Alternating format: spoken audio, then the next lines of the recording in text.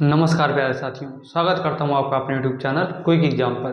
तो प्यारे मित्रों, जैसा हम रोज़ देख रहे हैं एग्जाम से पहले हम गद्यांश को कंप्लीट करेंगे। अपना जितना सारा गद्यांश कर लेंगे उतना हमको बेनिफिट मिल जाएगा, क्योंकि गद्यांश से हमारा स्कोर ऊपर जाएगा। ठीक है, कम से कम 10 में 10 करके आना है, तो गद्यांश हमको ऊपर ले जाएगा। कितना? 60 प्लस करके। ठीक है, 60 प्लस करेंगे इस गद्यांश से हम लोग। ठीक है, और आज हम देखेंगे अपना छठा जो है गद्यांश का वीडियो। ठीक है, हमारा छठा है।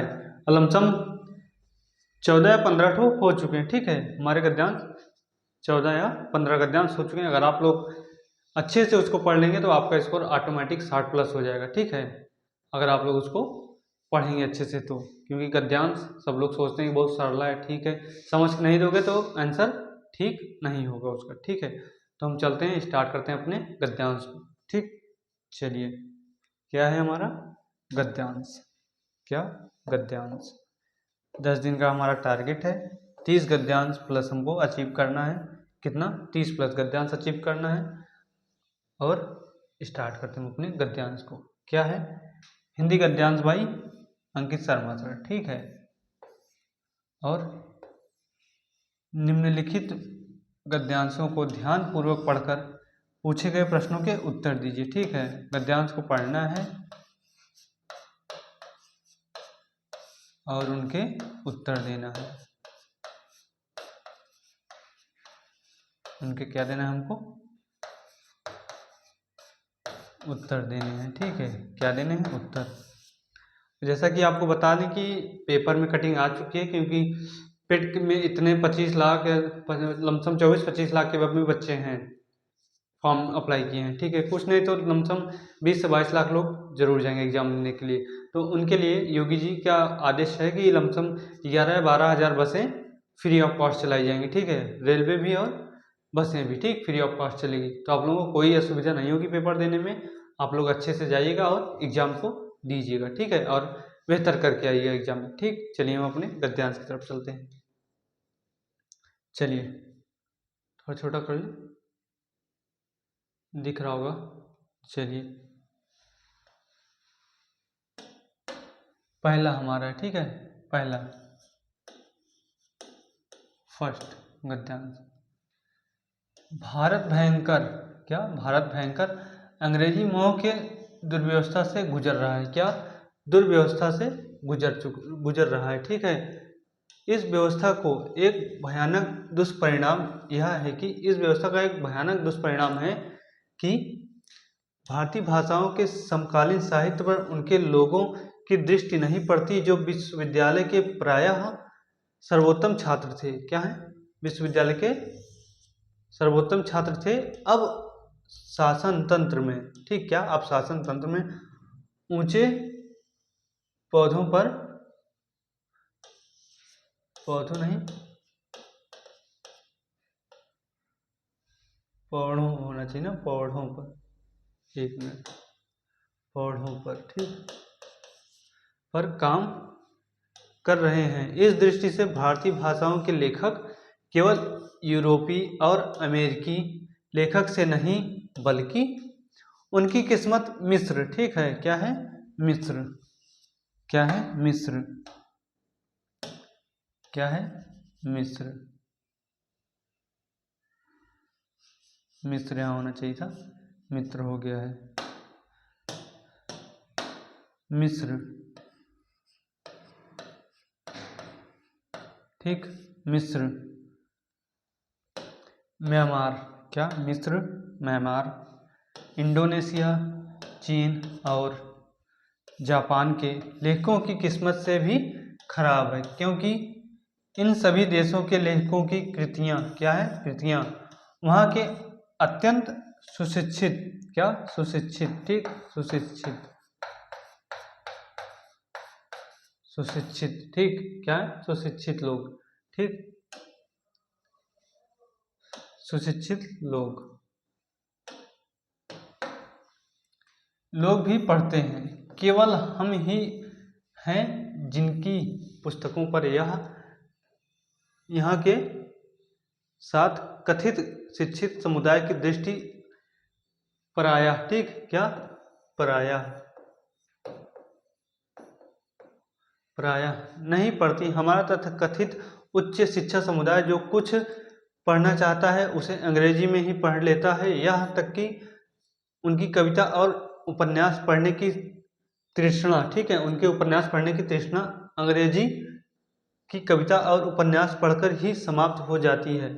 वो अंग्रेजी में ही पढ़ के अपनी जो शिक्षा है उसको लेके हिंदी नहीं पढ़ना चाहते, ठीक है। और उसे वह जानने की इच्छा ही नहीं होती कि शरीर से वह जिस समाज का सदस्य है उसके मनोभाव उपन्यास और काव्य में किस अदा से व्यक्त हो, ठीक।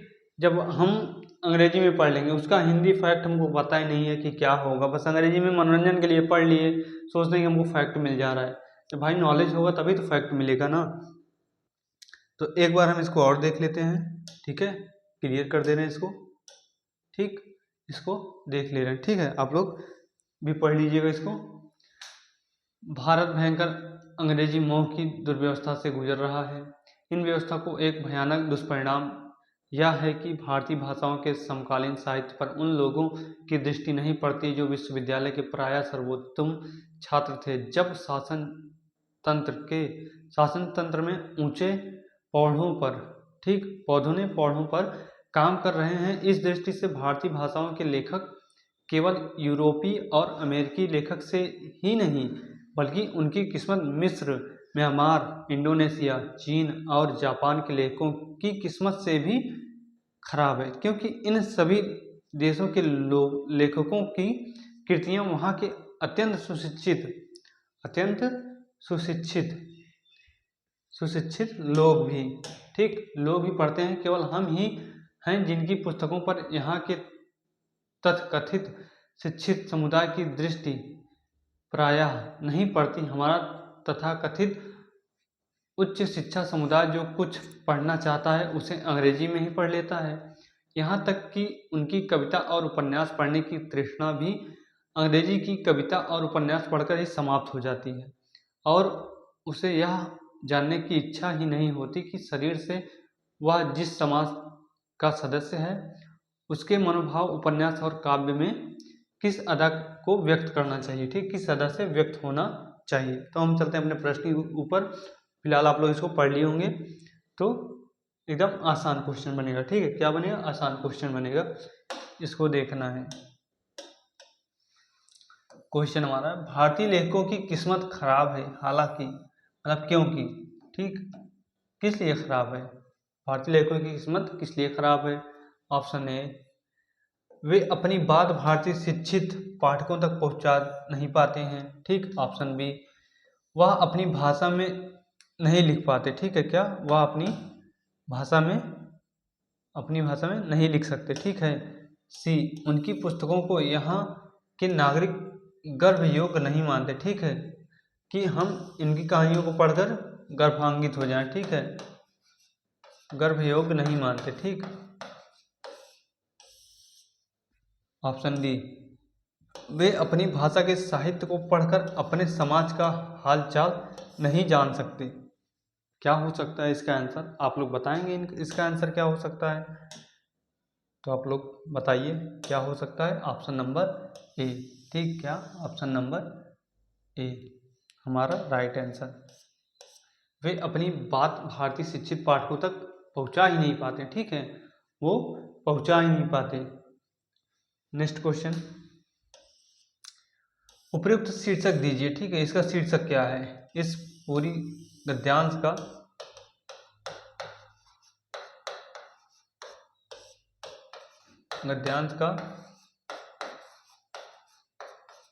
शीर्षक क्या है,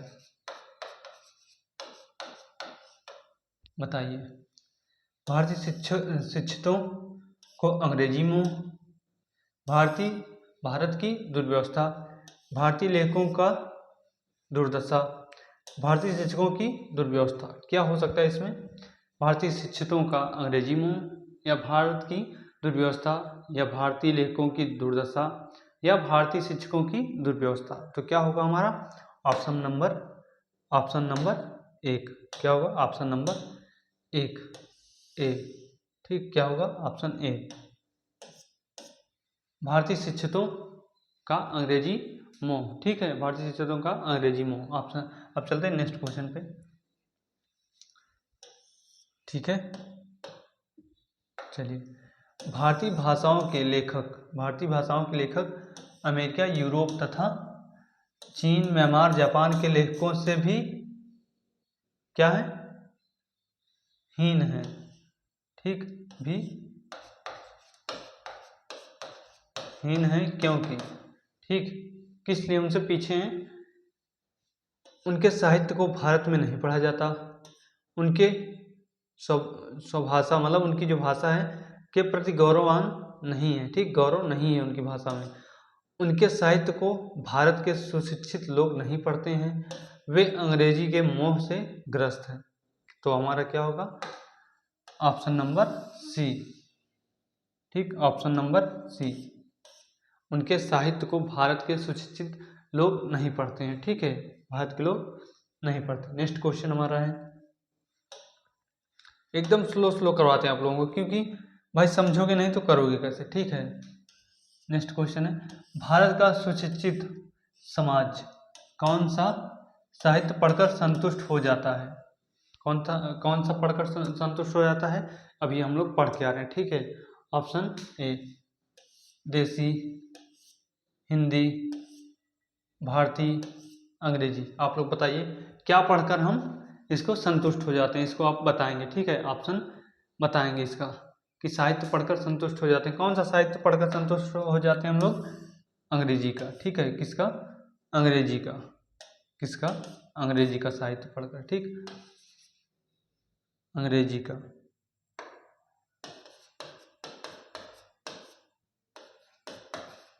अंग्रेजी का साहित्य पढ़कर हम लोग क्या कर देते हैं, संतुष्ट हो जाते हैं, ठीक है। नेक्स्ट क्वेश्चन, भारतीय भाषाओं के साहित्य के प्रति क्या, भारतीय भाषाओं के साहित्य के प्रति समाज के किस वर्ग की रुचि की भावना है, ठीक है, रुचि होगा, रुचि होना चाहिए था, ठीक, अरुचि नहीं, रुचि की भावना है, समाज के किस वर्ग में रुचि की भावना है, अनपढ़ को, उच्च को, नगरवासी को, सुशिक्षित को, ठीक, सुशिक्षित को, तो किसकी है, ऑप्शन नंबर बी, उच्च लोगों की, ठीक है, किसकी, उच्च लोगों की रुचि है, ठीक, पढ़ने में, ठीक है।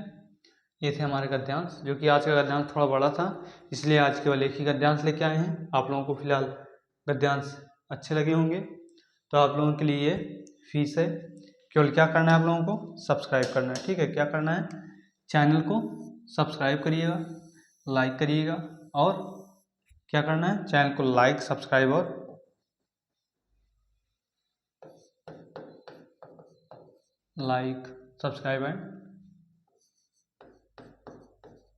सब्सक्राइब, ठीक, चैनल को सब्सक्राइब कर लीजिएगा, ठीक है, सब्सक्राइब करिए और शेयर करिए, शेयर करना है, ठीक है, क्या करना है, शेयर करना है, और अपना एक प्यारा सा